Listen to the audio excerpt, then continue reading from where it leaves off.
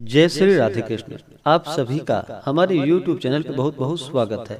आइए जानते हैं पौष मास शुक्ल पक्ष वर्ष 2022 में विनायक गणेश चतुर्थी का व्रत कब किया जा रहा है। तो जानेंगे विनायक गणेश चतुर्थी व्रत के शुभ मुहूर्त के बारे में, इस दिन चंद्रोदय का क्या समय होगा और फिर जानेंगे पूजन के बारे में। हर माह के कृष्ण पक्ष और शुक्ल पक्ष की चतुर्थी तिथि के दिन जो कि गणेश चतुर्थी का व्रत किया जाता है। कृष्ण पक्ष में पड़ने वाली चतुर्थी को जिसे कि संकष्टी गणेश चतुर्थी के नाम से जाना जाता है और शुक्ल पक्ष में पड़ने वाली चतुर्थी तिथि को जिसे कि विनायक गणेश चतुर्थी के नाम से जाना जाता है। गणेश चतुर्थी के व्रत में जो कि भगवान गणेश जी का पूजन किया जाता है। जो भी भक्त सच्ची श्रद्धा के साथ नियम और निष्ठा के साथ विनायक गणेश चतुर्थी का व्रत करते हैं, भगवान गणेश जी की कृपा से उनके सभी प्रकार के विघ्नों का नाश होता है। भगवान गणेश भगवान भोलेनाथ और माता पार्वती के पुत्र भगवान गणेश को प्रथम पूजनीय का स्थान प्राप्त है।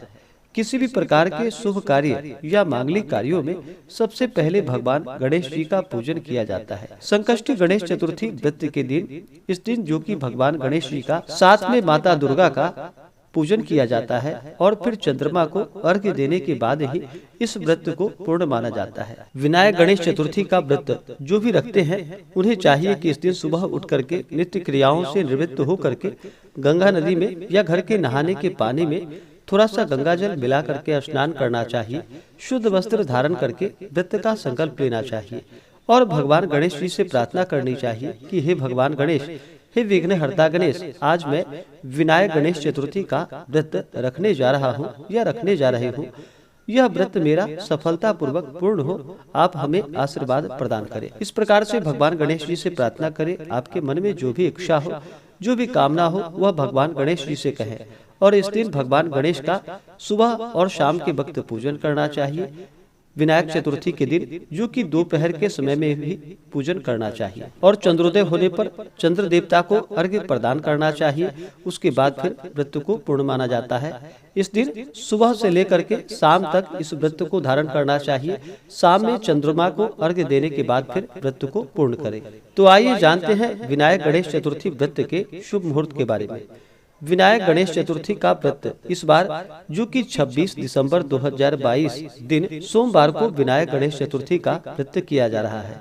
चतुर्थी तिथि प्रारंभ समय जो कि 26 दिसंबर 2022 दिन सोमवार सुबह 4:52 और चतुर्थी तिथि की समाप्ति होगी 26 दिसंबर सोमवार को रात्रि 1:38 पे चतुर्थी तिथि की समाप्ति होगी।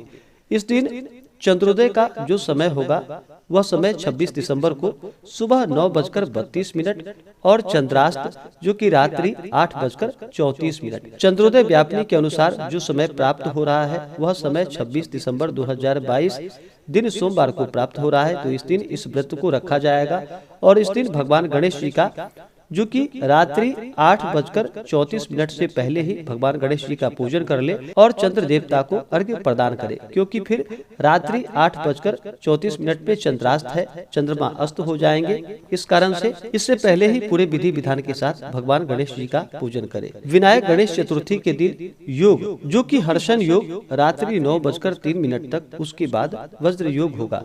इस दिन सर्वार्थ सिद्धि योग भी होगा और रवि योग भी होगा जो कि सुबह 7:12 से शाम 4:42 तक, जो कि यह बड़ा ही अच्छा योग है। इस दौरान भगवान गणेश जी का पूजन करें तो यह अनंत गुना पुण्य फलदायी होगा। विनायक चतुर्थी के दिन राहु काल का जो समय होगा वह समय सुबह 8 बजे से लेकर के सुबह 9:20 तक राहु काल का समय होगा।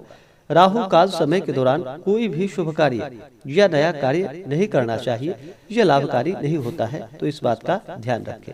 इस दिन भगवान गणेश जी के पूजन के लिए चाहिए कि भगवान गणेश जी का सुबह शाम और दोपहर के समय में भी पूजन करना चाहिए, क्योंकि शुक्ल पक्ष में दिन में ही चंद्रमा उदित हो जाते हैं। इस कारण से दोपहर के समय में भगवान गणेश जी का पूजन करें, लेकिन चंद्रमा को अर्घ्य प्रदान करे जो कि शाम के समय में ही चंद्रमा को अर्घ्य प्रदान करना चाहिए। उसके बाद फिर व्रत पूर्ण करना चाहिए। इस दिन पूजन के लिए चाहिए कि एक अच्छा सा जगह ले, जैसे कि घर के ईशान कोण में एक आसन लगा करके उत्तर या पूर्व की ओर मुख करके बैठे। भगवान गणेश जी के लिए आसन लगाए, उस आसन पे लाल कपड़ा या पीला कपड़ा बिछा करके वहाँ पर भगवान गणेश जी साथ में माता दुर्गा की प्रतिमा को स्थापित करे या फोटो रख करके इनका पूरे विधि विधान के साथ पूजन करे। इस दिन भगवान गणेश जी को जो कि इनका जल से अभिषेक करे, पंचामृत से अभिषेक करे, शुद्ध गंगा जल से अभिषेक करे, भगवान गणेश जी को पीला वस्त्र चढ़ाए, यज्ञोपवीत चढ़ाए, फिर अक्षत, चंदन, पुष्पों की माला अर्पित करे। भगवान गणेश जी को सिंदूर अति प्रिय है तो उन्हें सिंदूर अवश्य ही चढ़ाए और दुर्वादल भगवान गणेश जी को चढ़ाए। भगवान गणेश जी को इस दिन विशेष प्रकार से लाल पुष्प अर्पित करे। उसके बाद फिर धूप और दीप दिखाएं, अनेक प्रकार का नैवेद्य अपने श्रद्धा भक्ति भाव के साथ भगवान गणेश जी को अर्पित करे। विशेष करके मोदक का भोग लगाए तो लाभकारी होगा। गुड़ और तिल से बना हुआ मोदक हो तो यह बड़ा ही पुण्य फलदायी होता है। भगवान गणेश जी को जो कि तुलसी दल नहीं चढ़ाया जाता है, इनके पूजन में तुलसी दल का खासकर निषेध होता है। इस कारण से नैवेद्य का भी जब आप भोग लगाते हैं तो तुलसी की जगह दुर्वा दल डाल करके भगवान गणेश जी को भोग लगाए। नैवेद्य के बाद जल से आचमनी करवाए, द्रव्य दक्षिणा चढ़ाए। उसके बाद मुख शुद्धि के लिए पान पत्र, सुपारी, लौंग, इलायची के साथ में भगवान गणेश जी को अर्पित करे। इसी प्रकार से माता दुर्गा का पूजन करे, जिनका कि जल से अभिषेक करे, पंचामृत से अभिषेक करे, शुद्ध गंगा जल से अभिषेक करे। माता दुर्गा को लाल वस्त्र चढ़ाए, श्रृंगार की वस्तुएं चढ़ाए, अक्षत, चंदन, पुष्पों की माला अर्पित करे। स्त्रियां माता दुर्गा को सिंदूर अवश्य ही अर्पित करे और पुरुष माता दुर्गा को रोली अर्पित करे।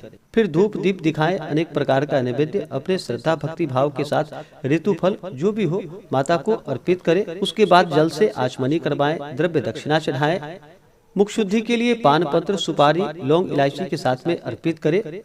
इस प्रकार से पूजन करके कथा श्रवण करनी चाहिए, भगवान की आरती करनी चाहिए। इसके बाद फिर चंद्र देवता को जल का अर्घ्य प्रदान करे। फिर अक्षत, चंदन, पुष्प, धूप दीप आदि से चंद्र देवता का पूजन करे। इसके बाद फिर आप भोजन ग्रहण कर सकते हैं।